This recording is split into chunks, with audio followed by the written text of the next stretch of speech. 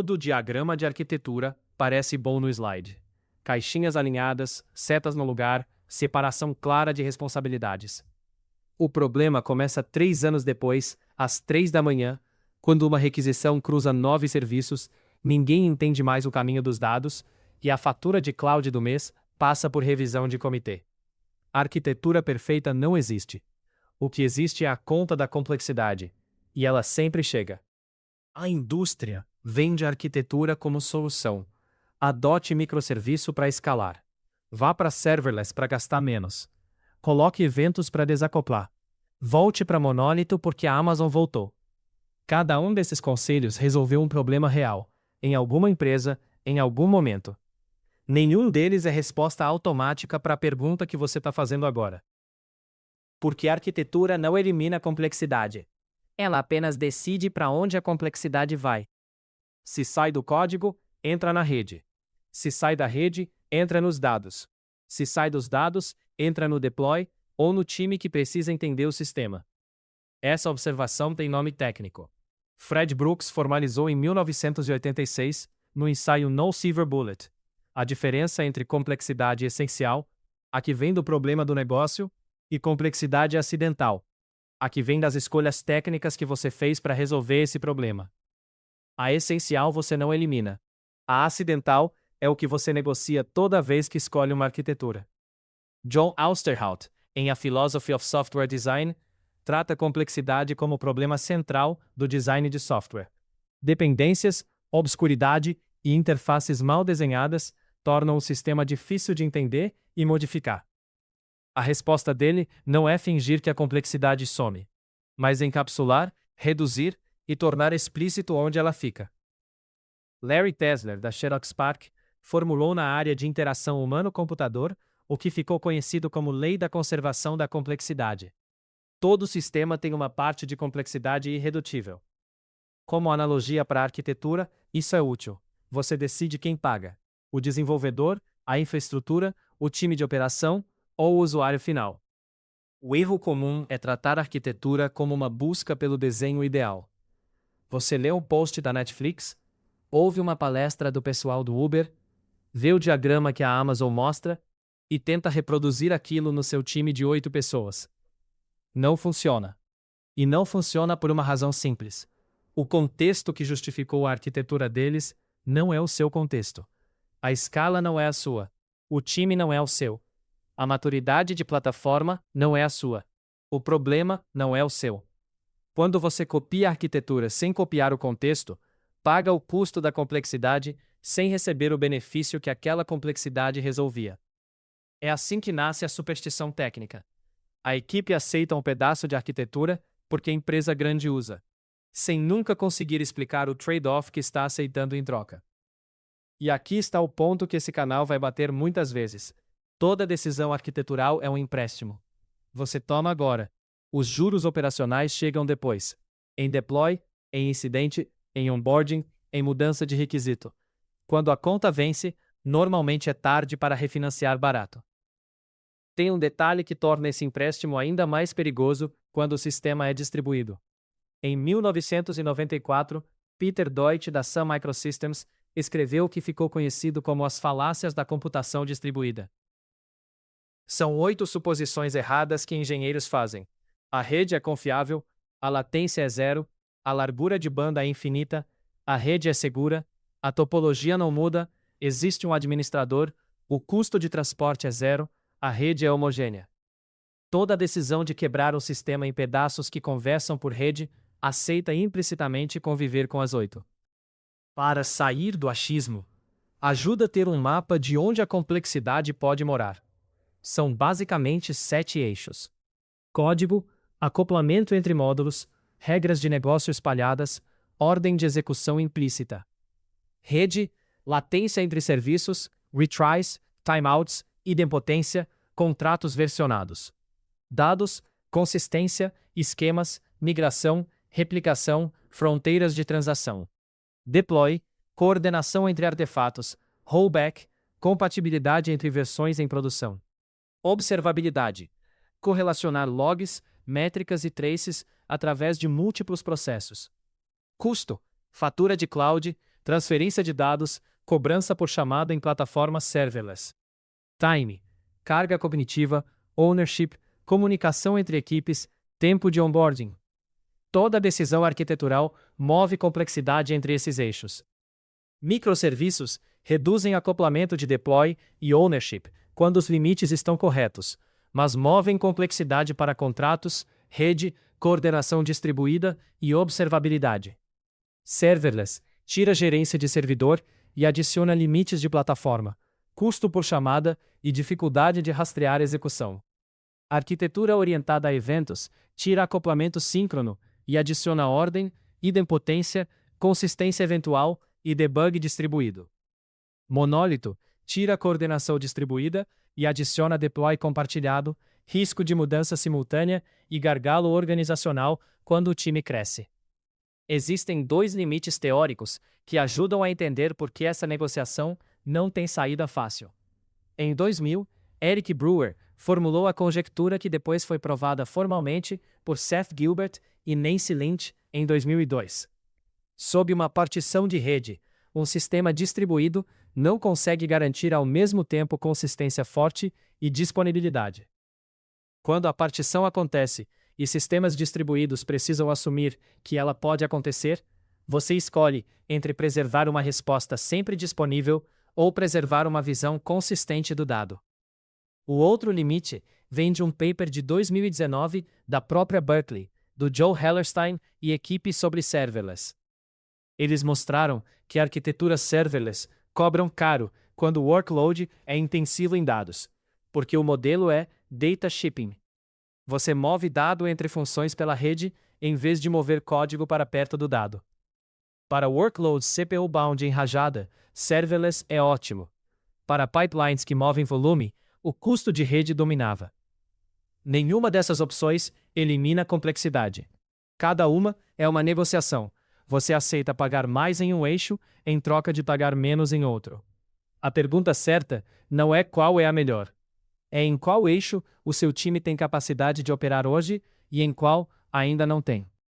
A teoria é elegante. O custo aparece em casos concretos. 3 deles mostram a mesma mecânica em ângulos diferentes.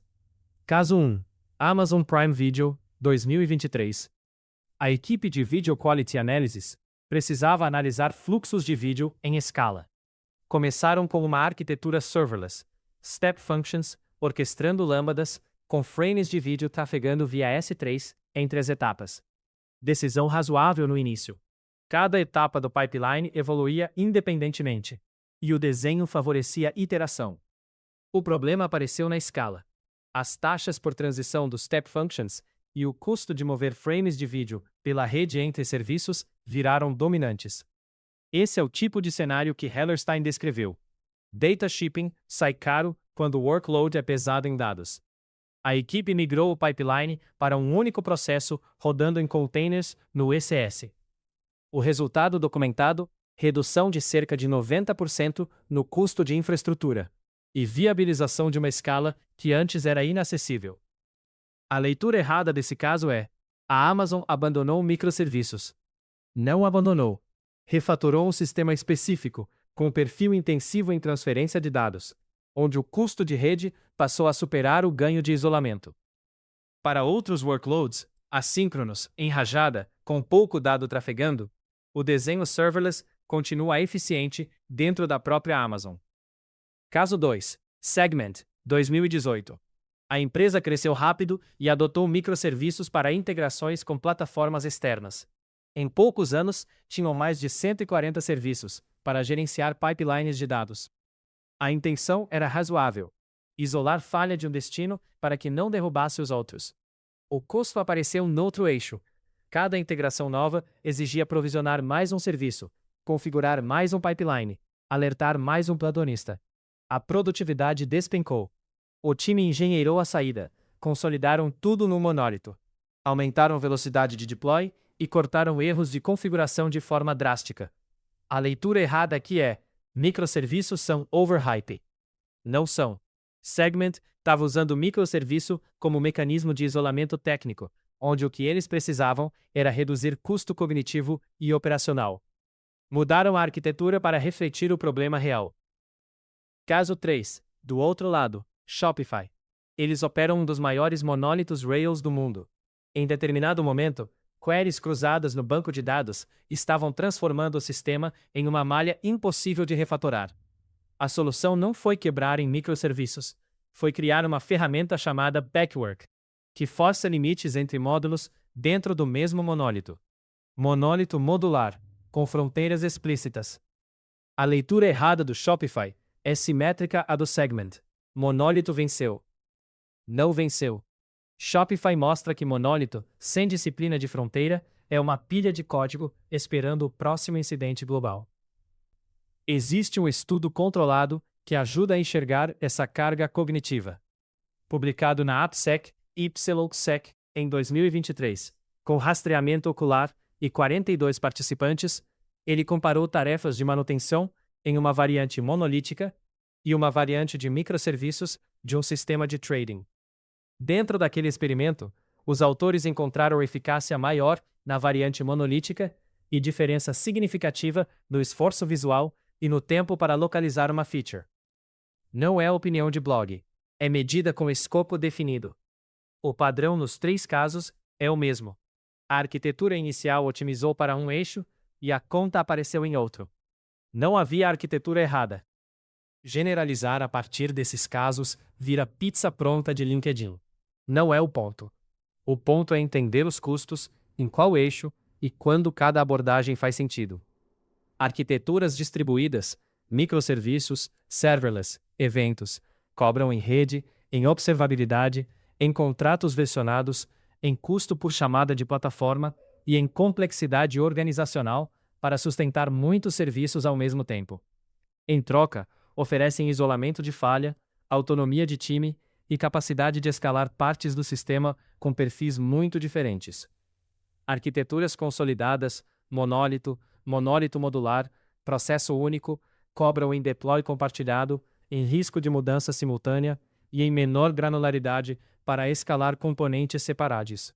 Em troca, eliminam latência interna, simplificam observabilidade, reduzem custo de rede e baixam carga cognitiva quando o time é pequeno. Em que cenário cada uma faz sentido? Consolidada, tende a ganhar quando o time é pequeno, o domínio é coeso, o workload é intensivo em dados entre componentes, o custo de rede é maior que o custo de processamento e a prioridade é iterar produto rápido. Distribuída tende a ganhar quando há múltiplos times independentes com domínios separados de verdade, partes do sistema com perfis de carga muito distintos, requisitos sérios de isolamento de falha por domínio ou workloads assíncronos em rajada. E tem um eixo que muita arquitetura ignora: a estrutura do time. Em 1968, Melvin Conway publicou uma observação que ficou conhecida como Lei de Conway. Organizações desenham sistemas que copiam a estrutura de comunicação delas. Se o seu time é pequeno e conversa o tempo todo, microserviços viram fricção. Se a sua empresa tem dezenas de squads que mal se falam, monólito vira gargalo político. A arquitetura que ignora a forma da organização é desenho de slide. Na prática, o desenho mais comum em sistemas maduros é híbrido. Um núcleo consolidado para o domínio principal e serviços extraídos cirurgicamente quando há custo demonstrado em mantê-los dentro. A decisão é por evidência. Para sair do diagrama bonito e chegar em decisão defensável, 3 movimentos práticos. Primeiro, liste para o seu sistema em qual dos 7 eixos o time tem capacidade hoje. Em qual eixo vocês operam bem? Código, rede, dados, deploy, observabilidade, custo, time. E em qual ainda não? Arquitetura que vive em eixos onde o time não opera bem, cobra incidente. Segundo, para cada decisão arquitetural relevante, escreva explicitamente a frase: estamos aceitando pagar X em troca de Y. Se vocês não conseguem completar a frase, ainda não entenderam a decisão. Vocês estão copiando. Terceiro, prefira a arquitetura que o time consegue operar às 3 da manhã, não a que ganha em conferência. Conferência otimiza para impressão. Produção otimiza para o sistema continuar de pé enquanto alguém dorme. E o mais importante, Arquitetura é decisão revisável, não dogma. Quando o contexto muda, time cresce, carga muda, custo sobe, mercado vira, a decisão precisa ser reaberta. Prime Video reabriu. Segment reabriu. Shopify reabriu, sem trocar de paradigma. Nenhum dos três reabriu porque a primeira escolha era burra. Reabriram porque o contexto mudou, e a arquitetura madura acompanha contexto. Esse vídeo é o ponto de partida do canal. A tese é simples. A arquitetura é a escolha consciente de quais problemas o time vai operar. Os próximos vídeos vão entrar em cada eixo desse mapa, começando por um que aparece muito em times pequenos: o custo escondido de microserviços antes da hora. Se faz sentido para o que você está construindo agora, deixa o canal salvo. A gente conversa de novo no próximo. Se gostou, se inscreva no canal, deixa o like e comenta o que você quer ver por aqui.